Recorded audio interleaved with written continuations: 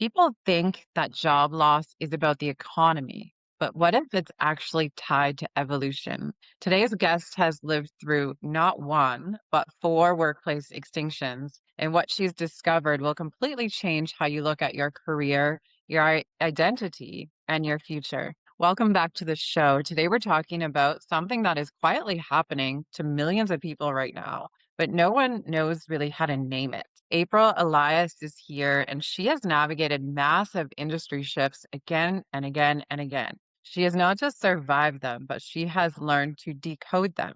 And today she's here to break down the pattern behind workplace extinction and how you can stay ahead of it instead of getting blindsided. Thank you, Lisa. I'm excited to have this conversation. I'd love to just get you to perhaps define workplace extinction. When you say workplace extinction, what does that mean in real life? So, what that essentially means is the way that the market has changed and that roles in companies are just no longer relevant and they're not needed. So, it tends to have what we would call like an extinction event in the workplace. The first one is Y2K, which was the year 2000. For those of you who don't know what that means, in 1999, everyone thought that their bank accounts were going to get deleted, that the world was going to Yeah. blow up because computers wouldn't be able to change from 1999 to 2000. That caused a lot of like chaos and hysteria. And that's where my career started in recruiting and headhunting. And so I had clients, they were Fortune 500 clients. It was certainly a place or a time where everyone was focused on it, and I started with scientific engineering and IT. So there was a lot of hysteria around hiring technical talent to deal with this issue of computers and technology not being able to cope with a year 2000 change.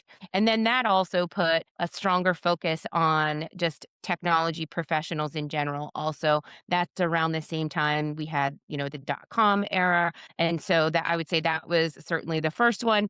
And then the next one that was really meaningful and noticeable and caused a ripple effect throughout the US and throughout the world, quite frankly, is our 2008 financial crisis. So that's when a lot of financial institutions and banking experienced just crisis, and again, that was another ripple effect. And what had happened was it impacted a lot of industries, specifically real estate industries, construction industries, many more. And where I was servicing clients as far as with hiring, a lot of them fell into that financial services and banking category, and that's the layer of talent, meaning a lot of the managers, a lot of the executives were downsized from that. And that's also the era where people just believed and understood that they had this corporate ladder that they were climbing. And just because of where I'm based, I'm in Delaware, there's a lot of global headquarters, corporate headquarters here because there's favorable terms for corporate litigation. So we just naturally have a lot of that talent. So what happened in 2008 was a lot of those people were downsized. And then I really noticed during that disruption, that was a true type of like extinction event at the highest scale that I noticed. And it created this kind of, I guess, fear. It was certainly a fear that people thought they were climbing this corporate ladder and someone burnt the ladder or just took it from them and it wasn't there. And they really had no meaningful way to pivot in their minds when they actually did. And then there is, of course, the pandemic era to where that was a quite different problem. There was actually a war on talent, and people were overpaying for C-level talent. And then that turned out to be just kind of an overhiring. A lot of companies had a hiring hangover. And then because of that, it fell off the cliff sharply. There's mass, reduction in workforce. And AI has partly contributed to that and accelerated that. And the fourth disruptor is AI, which coming off of a pandemic and then AI getting introduced is kind of like this weird crossover time that's created a lot of new not only opportunities but challenges and stressors, and there are some common themes that go across all four disruptions, and I can go ahead and go into those more specifically. Yeah, it is like if you can flip it to being an exciting time, like it's really helpful because there's the old way that we've been conditioned is that you're climbing the corporate ladder and if you stay with a company, you're going to get to the top eventually. And then when that ladder is burnt down, people do not feel secure right now. And the thing that humans crave the most is security. And so when you talk about talent, I'm curious to know the trends in terms of what are people looking for and what is really important for a human like listening in terms of getting a job. Like what are the trends that are important for someone to have and the qualities? Like what are people looking for in the workforce now? Because our generation, like the young generation, with the use of phones and computers, emotional intelligence has like dipped. Yeah. People are anxious. They're hiding behind screens. And so I'm curious to know what the trends are in terms of those qualities. Yeah, that's a great question. So I'll start just a little bit back during the second disruptor because that's kind of accelerated and just exploded in the current disruptor of AI. So in 2008, I noticed that there was this time where people that were downsized, they had this inflection point of, oh my gosh, I don't know if I'm going to get another job. I don't know if I'm going to be able to pivot and do something else. So there was a category of people, like everyone had to deal with the emotional upheaval of, I can't even, I'm so upset that I can't even think about changing my LinkedIn profile, let alone prepare for an interview to communicate my accomplishments to go ahead and, win this job.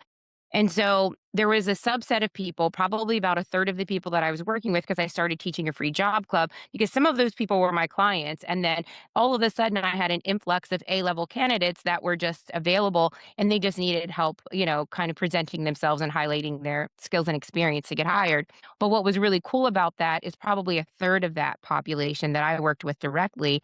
They took that as an inflection point to say, oh my gosh, like this was a huge disruption for me. This, just because I have a W-2 job does not guarantee stability, does not guarantee that I'm going to have it. I'm going to take this opportunity. Yes, it's challenging. Yes, it's stressful, but I'm going to take this and I'm going to become a consultant myself, or I'm going to pursue, a passion project or a hobby.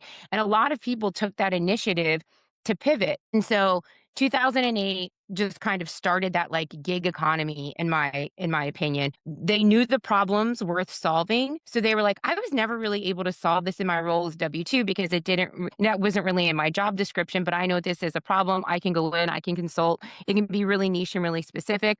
And some people have just crushed it and they're still in business today, scaling beyond levels that they even thought were possible. And then, in COVID, then that people did similar things too because they were like, "Hey, look, depending on how your employer treated you during that time frame, a lot of people did not feel valued. A lot of people did, but there were people who did not feel valued, so they did the same thing.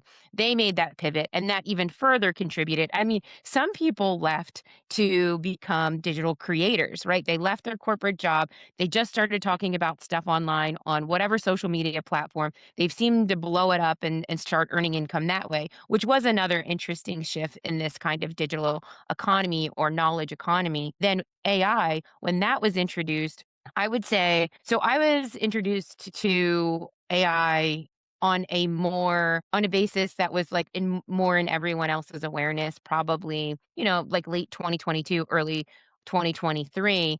And it was like there was a buzz around it. I mean, I'm hands-on building, figuring stuff out because I'm like, this is definitely going to change the way that we work and it's going to change how roles are defined because historically we've always had to hire for jobs that we didn't know what they were going to be yet. Meaning, we've always had to hire for experience that didn't exist yet because technology and industry all evolves. AI changed that. It's happening at neckbreak speed. And I experienced that firsthand. We had an AI machine learning and data science team. But when AI was at everyone's fingertips and in everyone's awareness, they're all using it differently. And clients are asking for this to be brought into their environment in ways that they never have before, and they needed education on it. So everyone was going through this like reinvention process. And what I've noticed is for people to be successful today and for the people who are worried about their job and they're worried about their job in AI, what I did and what my company did and what a lot of companies have started to do is we've taken into consideration because what your resume looks like doesn't always necessarily translate you into being a good hire. Meaning, historically, you would think, My gosh, you have to be hands-on technical, you have to be a developer, you have to be an engineer, an architect on some technical level. That used to be true. And when we started trying to hire people with that background for these AI forward roles, sometimes they were some of the worst candidates. And the best and the most successful candidates that we hired were the people that we hired for their story. And what I mean by that is we interviewed them and asked them questions about like, what is it about you that has you interested about this? And then they started to demonstrate behaviors and patterns, and then just different levels of emotional intelligence. Not only that, but they have these niches of domain expertise and these transferable skills that aren't always obvious. And it's only through picking it up through the interaction and meeting with people that we can glean this insight and then ultimately putting them into the role. So, looking back on that in the last 3 years, the best hires were not the people who had that technical capability. Being able to grasp technology concepts is super important. But the problem with the old way that people were taught is if you got a developer or programmer, they think in a box, and it's almost like you have to unlock their brain to think outside of like we need to break some stuff. I mean, of course, keeping security in mind, but we need to break some stuff. We need to be more creative, more innovative, and that more of that is required in AI today. So anyone in any role who is worried about my job is going to get AI'd in the next 2 to 3 years, because those are the headlines everywhere. If you are curious and you're a creative problem solver, you have any type of domain expertise, and if you are technically savvy in any capacity, meaning, and it doesn't have to be AI, but if you're technically savvy and you can grasp technology concepts, say you're someone who's like, oh my gosh, I'm so awesome with calendars and schedulings or setting up automations or productivity hacks on my desk. I haven't touched AI at all, but I understand like process. So people who understand process end to end and how to optimize that, and then they understand what the good output looks like because they have that domain expertise and they just love solving problems. Those are the people who essentially they just don't have to worry. The only thing they have to worry about is communicating their accomplishments and helping connect dots for employers, but ultimately everyone is going to need this, kind of like operator that's a creative problem solver that can come in and know the problems worth solving in your business. So sometimes people have this on their team already, and then sometimes people have to hire it externally, but you don't need to Mhm. necessarily hire for your AI skills. They change so rapidly. All of the tools change, all of the platforms change. You really just want to get them for their creative problem solving and knowing what to solve in the domain expertise. That's my word of hope in this challenging time and disruptive time. There's a ton of opportunity. You just have to be okay with like making mistakes and figuring it out and learning. But a lot of it you already know and you already have. Essentially, there's like golden nuggets that you already have. You just don't see it yet. Yeah, it's like going back to review your history of work and jobs and like pulling out all the skills, right? Like we're so dynamic as humans. It just gets complicated when our jobs are a foundation. It's what keeps us surviving. It's what's paying the bills. And so when you add in that aspect of having your life disrupted and not knowing where your finances are going to come from or being kind of afraid of that, that can make you lose that creativity, right? And you're not quite seeing the light. But humans are adaptive, and I personally think it's a quite exciting time. There's so many jobs out there that aren't even invented yet that are being invented currently. And so I think everything's just going to work out. I mean, it always does. We always pivot and figure things out. But what are some of the, I guess, early signs that an industry or role is about to become obsolete? Are there any that you can pinpoint? I would say anything that's high volume, low risk, meaning it's high volume, but it's low risk for a company if they were to either automate it or AI it. So a lot of times the answer is automation. And when you get into a build, automation is, 20 plus years old. And kind of the same fear showed up around automation, people that were in tech, like, all everything that I do, I manually like send this email or fax this thing or do this thing. There was a lot of fear around that. It was just like a smaller blast radius essentially. Mm. But now it's like huge and in everyone's awareness for the most part.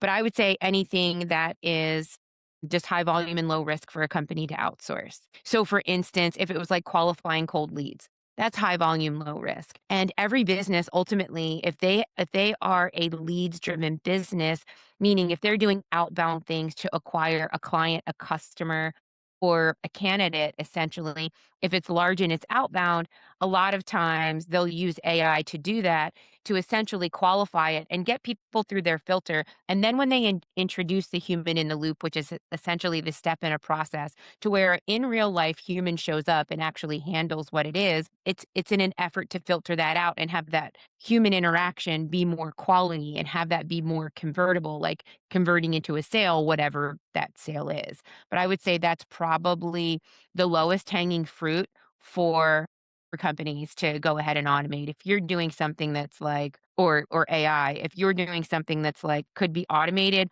or it could be like something that AI can assess like with a sentiment analysis or kind of categorize, do a little AI reasoning and work that runs a risk, but ultimately a human is impacted at some part of the process.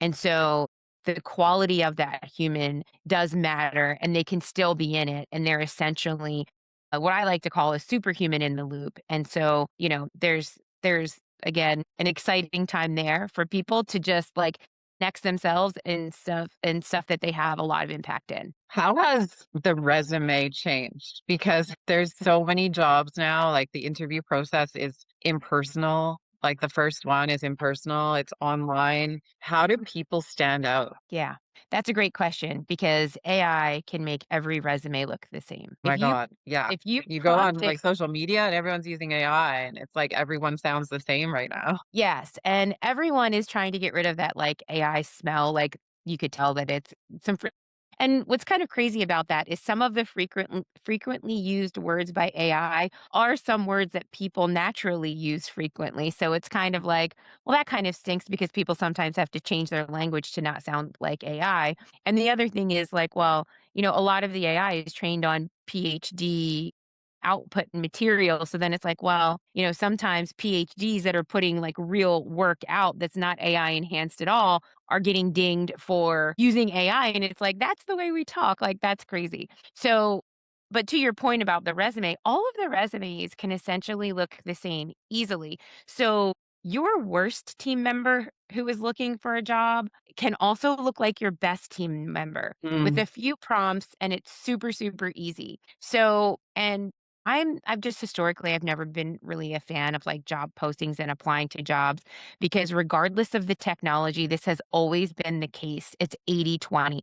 80% of the jobs that you get are through networking. Whether there's been Career Builder, Monster.com, Indeed, AI, whatever, these AI enhanced career sites, like 80% of the reason that you're going to get a job is through your personal, like nurturing your personal network and putting it out there in a way that's human and meaningful. It's not that you can't be successful applying to jobs, but that's only 20% successful in my experience. So I'm someone who prefers to know what we need to hire for and then go find it. And mhm, so the only true way to tell, and it's necessary depending on the company, like, if the company has tons of roles and they just don't have enough recruiters, they have to, like, actively filter out on the front end because people can also mass easy apply with AI, and so then it's like, well, we're getting all of this inbound application with AI, we have to, like, in a meaningful way, like, kind of AI it back as the solution for people to rise to the top, but there's all and it's kind of crazy because of that, a lot of candidates that will rise to the top because a lot of people who are job seekers know, well, I just need to write my resume using AI to match the job that I'm looking for. So it's like the bulk of the talent pool look awesome. And then you're like, mm. well, I can't really interview 100 people this week in person. Like, that's not going to happen. So it's really just about, I would say, on your LinkedIn profile, like if you're somebody who is just professionally on LinkedIn, that's how a lot of the candidate leader in your get out there as a thought leader in your area. of expertise and just go a little deeper there, because a lot of what we can get in these systems are we can have all applicants have a little bit of research done about them. So not only do we get their resume, we can have the AI go out and scrape their online presence. We can scrape their LinkedIn. We can scrape their activity, good, bad. Like people might want to go through a social media audit, because you can believe that if it's out there publicly on the internet and if it's on a social platform, it can come back through the employer. And so employers are also looking at that, meaning, is this not looking at that to make judgment on like their personal choices or what they're doing, but to make a decision on, do they really know what they're talking about in the domain that we're hiring in? And so you have an opportunity to showcase yourself in that way and then interact with social posts. But it's very difficult, and the volume is just increasing, bots in every direction, and it's a huge challenge. One of the things that we are doing, and I'm a co-founder in an AI infrastructure startup, is we've developed a way, and we're at MVP, to figure out how the human actually really behaves with AI. And so Hmm. we're not saying you can't use AI, like that's kind of silly. It's like saying, "Hey, you can't use the internet to do your job." Nobody's doing that. Everybody's using AI. We're just saying we are able to see how you interacted with AI. It's not good or bad. It's just like, here's where you're at, and we're able to pick up on behaviors and attributes that are another layer to just say, "Hey, this is something meaningful to consider before you actually interview this person, or before you let them into your program, or before whatever." And it's essentially, it can start at a student all the way to your last promotion. So we are working on some ways that pull in, give the human credit for their attribution and contribution to collaborating with AI, and it helps kind of clear out that noise for sure. Right. So, what role does identity play in all this? Because people aren't just losing their jobs, they're essentially losing who they think they are. Yeah, for sure. Because to your point, their job is their identity in a lot of ways. Hmm. And what they're realizing that the false sense of security was that I was at this employer. And there is a little bit of like work that needs to be done on them. They have to work on themselves and kind of figure that out to get clarity and the confidence to like take the step in the direction that would be meaningful. And there's a lot of places and resources for them to seek that out, because they're not alone. There's a huge population around that. But the moment that you can realize, like, hey, I need to take a look at this and I need to figure it out and I need to categorize it, process it, and get to a place to where I can make steps forward in a meaningful way, then, I think that's probably the biggest opportunity for people. And what it does is it unlocks things to so many other doors, because essentially what's happened is that job has gotten out of your way to make room for something else. And you don't necessarily, and a lot of people, we've said that for years. And a lot of people are like, yeah, that's cute. That's cute. I still need to pay my bills. I still need a job. But it's so Right. true. It's like, just spend that moment, or just spend a little bit of time with yourself and just kind of figure out what's important, and then just understand it doesn't always have to be building some other company's enterprise value. If, you've spent a lot of time learning lessons, doing things, knowing what works, knowing what problems to solve in business or whatever category domain, and you can take that now and you can build whatever you want. It's literally at your fingertips, and it can be done so easily today with just speaking to technology. You don't even have to type. I think the keyboard's going to go away. A lot of people are predicting that. You can just talk and say what you want, like you're chatting with a team member, and it can be created for you.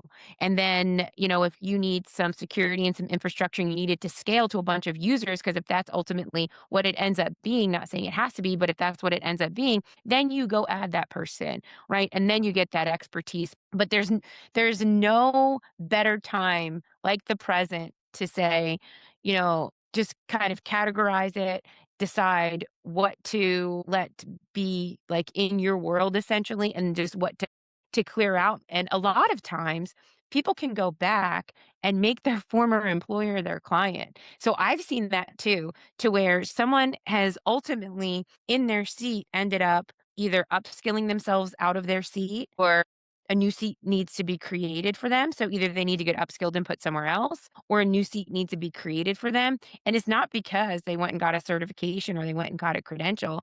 They were just solving problems in the cracks of time and on the weekend to help solve problems on their desk. That's essentially what happened to me. I'm like, oh my gosh, I have all of it. Like, I know what the problem is. I'm going to go ahead and solve it. And now I have the technology to do it. And it's just snowballed into this actually big global product, essentially, but everybody can do that, and I just encourage everybody to just play around and try and see what kind of cool things that you can come up with because the potential is unlimited. And starting now is this is like, the best time to get started in AI was probably a couple years ago. The second best time is now, and it's not too late, but in 2 to 3 years, it might be. So, I encourage people to do that now and just lean into the skills that you already have, lean into the things that already give you a bit of, like, authority in that domain, and just run with it. Yeah, definitely. People are kind of future proofing themselves right now and just flipping that mindset. I mean, I think as much as the new generation of young people are struggling with the emotional side of things, I feel like they're ahead in terms of the technology side of things. And so what I'm seeing is like these super young people just like taking over in terms of their skills and knowledge of AI. And that's super interesting to see. And then there's people of my age and 40s and 50s who are in that panic mode thinking like, "Oh my god, the world is shifting so much. I'm not up to speed in all this." It's like technology is hard to understand for some people. So I'm seeing people who were of like high level being in these jobs that they wouldn't consider high level, but the definition of success is also changing. And so it's like this swirling of all of this newness, which I just, like I said, I think is so exciting. It's the reinvention part that can feel really overwhelming. And like we talked about, we have to be able to pay our bills. Yeah, exactly. And so you just hit on 2 major pain points or 2 major trends that we're seeing because you see all of these younger kids, teenagers, early 20s, they're all over saying, "I crushed it. I made $10,000 in the last hour with Yeah. AI." And so what's happening is, yes, they're very hands-on, they're very tech savvy, and a lot of that is around the speed to lead problem, right? Like, so if people have a whole bunch of leads that they need to process in whatever category, they're solving the problem to the speed to lead. So with the AI agents, with the outreach and all that kind of stuff. Now, the thing about that is you could get somebody who's really great in that. And so I've personal experience with all of these models that I'm getting ready to explain, either in my own personal business, consulting for other businesses, or just helping in a community type environment because I teach a lot of free stuff on this specifically. And so it's great to have. And I've built a team with some younger team members, and they're really great at the AI, which is amazing. But the point is they don't necessarily know the right problem to solve. So it's Hmm. like you could say, and tons of businesses have already made this mistake and spent a ton of money getting AI in their business. So if it's a services business like a landscape, HVAC, whatever, lawn, all kinds of things, they can come in and they're like, "Yeah, we'll do your website, we'll get all this outreach, we'll do an agent, we'll do it all be AI." And it's like, "Yeah, that's cool." And they're able to solve the problem using AI to try to tune into their ideal client and solve it, but they can't always get it 100% of the way there. And so it's like when people say, "I need to add someone to my team," what do I do? Do I hire an intern who's really good at AI, or do I hire like an integrator or an operator type? And my answer is, well, you're going to spend the whole entire summer teaching your person who has the amazing AI skills about your business, and you're really not going to get anything meaningful done in the summer or whatever. The better thing to do is to, and if you can't find this in one person, make two hires and make sure that they can work like harmoniously and they can complement each other, is hire that operator because that's going to be a pain point consistently, AI or not. AI just enhances it and magnifies it. You're going to need to hire the people who are in the 30s, 40s, 50s, maybe feeling insignificant, and they're super quiet all the time. Like they're super quiet. They don't have an opinion for or against AI. And it's very interesting to see. And I see it in workshops with executives. It's like it's very interesting to see it play out because they're like, no sudden movements. I'm going to listen. And so they've actually changed their positioning and opening their mind to it. But it's like you take that person who knows the problem's worth solving and say, "Hey," and they could even essentially vibe code or speak to AI with just show him how to use it in 30 minutes or less and get some type of prototype going to show the person who is really well versed with their AI skills and they know how to do all of this stuff because all of the true value not only comes at the problem it's solving, but it also comes at the infrastructure layer of, is it secure? Can I scale it? And is it stable? Because a lot of things get created and they're awesome, but that's where they stop, right? And they Mhm. can't really like do anything with them because they're not stable or secure. And so it's a matter of partnering with that person who is super technically savvy and they're keeping on top of every major platform's update and techniques and trends and like all the things. The people who are in it loving it and saying I'm making 10 grand in an hour, like those people coupled with the people with the domain expertise, those are the people that you might want to hire as a pair, right? And so Mhm. those two people is essentially like 10, 15, 20 people. And so it's a matter of like coupling those two profiles together, those two different like candidate avatars together or team member avatars together and then they just, it's a force multiplier in a lot of ways. So I've seen that. For sure, for sure. Teams are becoming so dynamic, like culturally dynamic. It's not about you see teams that are like all over the world, like even like with this show, like I was saying, Stacy's in the US, I'm in the Canada, but we just make it work because our skill sets kind of complement each other. So Right. it's not about capability of one thing. It's about being able to pivot and adapt and complement each other's skills. So it's interesting. What are some of the things that people should stop doing immediately? What is not helpful? So, what is not helpful is starting to use AI and essentially get into what we refer to as like doom prompting. So, the people who do have the domain expertise and they are like, man, I need to catch up with AI. I've been so heads down delivering and doing all the work that I haven't even had a chance to even explore it.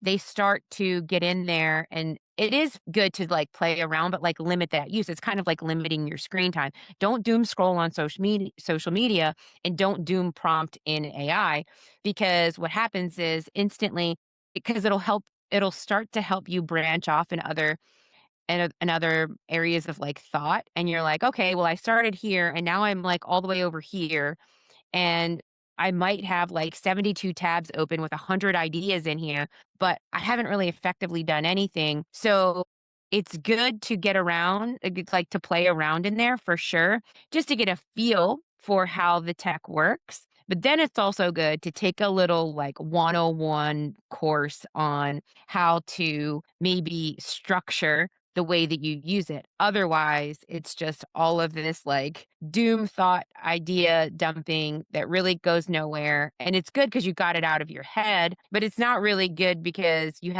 there's no essentially coherent way to get it all together and do something. So I'm somebody who has a ton of ideas. I'm very strategic, a lot of ideation. I'm very futuristic. So I am that person that has the 72 tabs open and all of the ideas. And I had to get really good at being an idea killer and qualifying what's worth building, what's worth just kind of pinning and road mapping later, and what's not even a good idea at all. And Right. some of the ways that you can categorize that is if you're using it in business, like what's closest to the money, essentially, like what's closest to making me money, what's right in front of me, what's actually going to move a gear in my business or move a gear from my team, whatever, what's actually going to get close to having an income. And if it's not that, just pin it and have fun with it later. But get that done, see it through to the end because ultimately that's going to make you a better architect of all of your other ideas and it's going to help you qualify all of your other ideas. Right. 100%.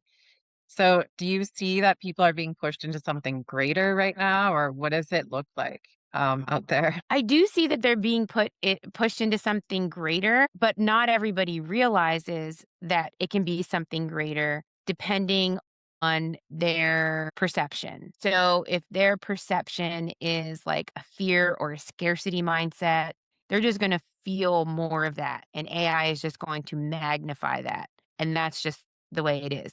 So it's essentially like you've got to kind of deal with your mindset in a way and how you look at it. And then the people who are like, okay, this is a lot. There's a lot going on, sensory overload in every direction, but I'm just going to get in and figure it out and not worry about having to learn all the things. Just worry about the things that I know are important and that can be in my essentially in my sphere of influence. Like I can influence this particular thing. So yeah, that's what I'd say about that particular. Yeah, for sure. And what would your advice to be to the audience in terms of how do they move forward in navigating this new world? What are some things that someone can do today, some little moves that will help them future-proof themselves? Yeah.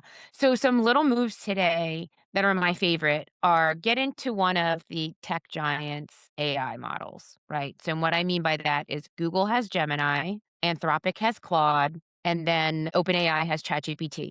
A lot of people that are in an enterprise environment, they might be in a Microsoft environment with Copilot. So a lot of people think that they have to learn all of these AI tools that essentially are just like wrappers on these larger tools, and they don't need to learn all of the things. They can start by going to just one of the 4 giants, and the reason that I say that is because they're working tirelessly to make the AI and the agentic, meaning the AI agent experience embedded in their tool. So they want you Mhm, in their ecosystem, they want you in there, and it's in their best interest to make all of that stable and seamless, and it's a little bit more secure. So if you're somebody who has a Gmail and you've noticed the little Gemini gem and you've noticed all these pop-ups saying use this, do this, that's what I would start doing. If you have a Gmail or if you have like Cowork, I think everybody has, or excuse me, if you have Microsoft Copilot, you might be seeing it in your environment. Just start playing around in there. Maybe get like a 101 YouTube video real quick and just start with something that's you already have a login to. You already have a login to Gmail or you already have a login to a Microsoft product, and they're just going to bring it more and more to the forefront. And that's probably one of the best ways to get familiar with it because if you're using it to do something with your email or query your drive of documents or draft documents or whatever the case may be, you're going to instantly see the value about it being cross functional. And it's mm, better than just going to ChatGPT and being like, hey, what's the best recipe? Or, what are the best prices on these flights? That's cool, right? Like, that's cool. But it's not really like in your space and in your environment. I would be a little bit sensitive to, like, hooking other connect because when you get into, like, OpenAI, Claude, and, I mean, even Google sometimes, it'll say, "Hey, you can connect in, you can hook in because there's connectors," and you'll see these things. There's connectors, there's MCPs, there's skills, all these other things that you don't even need to worry about. I wouldn't connect into anything outside just yet until you get comfortable with how it works and you understand the implication of it 60. But that's a low mhm. risk, high value way to interact with AI. Yeah, for sure. And I think people should also learn to use their discretion as well. I mean, we've all done it. It's something simple as like using Google Maps and you're getting navigated to drive to a place and it tells you to turn down a street that you know you shouldn't be turning down, but you do it anyway. We still have to use our common sense and not take everything at face value.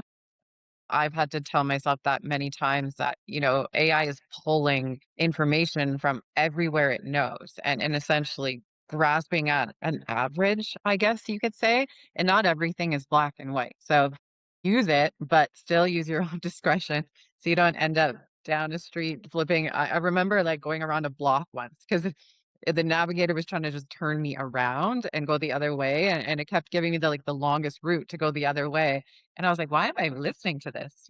So we still have to use our brains, and I personally think that that's the number one thing that we should be focusing on is utilizing that and making sure that our intelligence is remaining first and foremost because I don't think AI can replace a human. I really don't. And I think that's a really important skill is just being human and the humanness of it. So intelligently. approaching AI with that mindset will really be helpful as well. I totally agree with you, and you bring up a good point because AI is really good at looking right when it's wrong. Yeah. So, if you're asking And it's so AI encouraging. It's so loving. It's like my best friend. I'm like, it's my therapist and I'm always right and it's always going to be okay. And I'm like, really though? Yes, and it's always like, "Wow, that's such a great idea. That's really Yeah. sharp." Yeah. Brilliant. So and some people can get essentially, like, hypnotized by that on some level because it is good at sounding so good, and there are some ways to offset that. You could say, be think about this 360, be critical. Don't tell me all of these flowery things only. Tell me what about this isn't good, right? Because that's important. And one of my favorite things that I like to do if I feel like it's just being too much of a cheerleader for me is Yeah. I say just do a SWOT analysis. And what I mean by that is SWOT, which essentially is strengths, weaknesses, opportunities, and threats. And then it does a little bit better job of telling you what about it is not good, right? What should you double down like what is really good and what is not good? But ultimately, it is up to the human to discern. And I wouldn't go to it for advice on something to where I didn't know what good looks like, or if I couldn't ask somebody close to me what good looks like. So, for instance, I built out a whole AI on, a tax strategist. Well, I don't make tax strategy decisions based on what AI brought back to me, even though I gave it a bunch of skills and trained it in a bunch of different ways and strategies. I ultimately raise that up to my CPA and say, "Hey, we've been working together for the last 3 years. Does all of this make sense to you?" And I ultimately let him make the decision because I don't know what good looks like in that area. And so there is a bit of the way that those models work is essentially what they do. And it gives they do reason and they do think. Like they kind of do and they kind of don't. Meaning for a human, they can reason and think in a way that is all it is a longer like argument process. So the reason that it's like thinking and processing now is because the models can handle larger amounts of context to bring arguments against what you're requesting of it, against what you're putting in it. So, and it's essentially like a huge auto predict or auto correct is what it's doing through these insane algorithms. And they're just getting better and better. So, for that, that piece is reasoning and thinking. But what's not reasoning and thinking, and that's why it's like it's right and it's wrong, is it's not taking in, even though it can pick up on sentiment analysis a lot of times. Like, so if I took the transcript from this interaction, it'll tell me, what I did well, what I did bad, like where we could have dialed it in a little bit better and give me a general analysis of the sentiment of the conversation. But what it can't do is it can't feel the true emotion of fear or excitement or things that impact reasoning and thinking, right? So Hmm. it's not like, oh my gosh, I'm so stressed. I was just downsized. It's not feeling that. It's not, it's because that impacts the way that you think. It impacts the way that you reason. It impacts the way that you ultimately make decisions. So there's the piece that it can't replace. And some people have just leaned too far in and go to it for everything. And it's like, you have to go ahead and just claim your humanness back and trust yourself and use it as an augment or use it as leverage or use it to collapse time to save times on maybe research tasks or report writing or whatever the case may be. But that's a good point. Yeah. That's true. Amazing. Yeah. 100%. So, April, tell everyone more about the work that you do and where people can find you. Yeah. So about 4 years ago, I doubled down on two things. I doubled down on AI and real estate. So when you find me anywhere, you'll see those two things. And so on all the socials, I'm just at aprilelias.com. Probably my LinkedIn, if you're really interested in like the AI and the hiring, my LinkedIn is just April Elias, LinkedIn/April Elias. That's where you'll get the most visibility into around what you can do with your career, how you can make a pivot, hiring trends in how businesses are looking at AI and how it's evolving, and then also get a peek behind it's in stealth mode right now, but get a peek into the technology that we're building to essentially bring the human more forward and more forward in the AI interaction with school, employers, individuals, and all that kind of stuff. So it's really fun. I travel all over the place, go to AI weeks all over the world. I'll be at AI week in Italy in 2 weeks. So if you're interested in learning about any of that, that's probably the best place. Amazing. And who would be like your ideal client or who should be paying attention to you right now? So anybody who is in, I would say the largest population that I could probably help is the people who have a small team, or they're thinking about their next hire, or they have a team of, like 500 or so, right? And they've either been tasked with AIing their team in some capacity, or their company has bought AI and they're like, we need to get everybody AI ready. It's because there's a few steps ahead of that need to be taken care of, because your AI is only as good as your people. So, because of all of my years of talent acquisition and honing in and hiring people in key roles, this is just where my real zone of genius is to say, hey, let's take a look at who's here. Who do we sometimes it's just letting people out of, like, letting them off the hook and releasing them from the expectation of needing to know AI, because their in real life human interaction in that team is still required and necessary. And if you let them off the hook, and then everyone who's really interested and engages in a way that's meaningful, it's kind of harmonious. It has this ripple effect, and it's really beautiful and kind of magical to see it take place.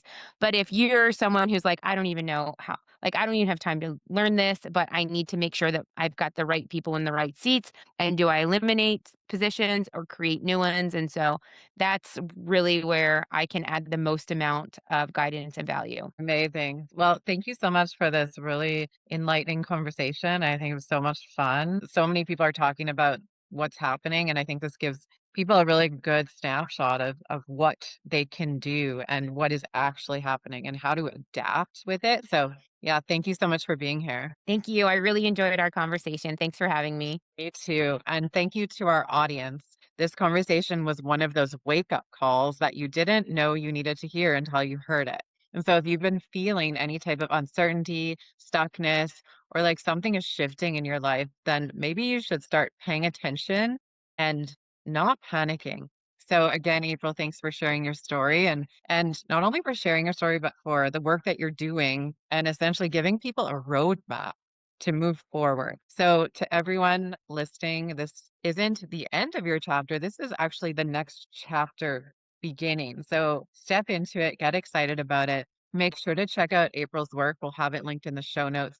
And if you feel like this episode can help someone you know, please forward it to them and leave us a comment. We'd be happy to respond. It's not over, everything is just beginning. Stay tuned for the next episode.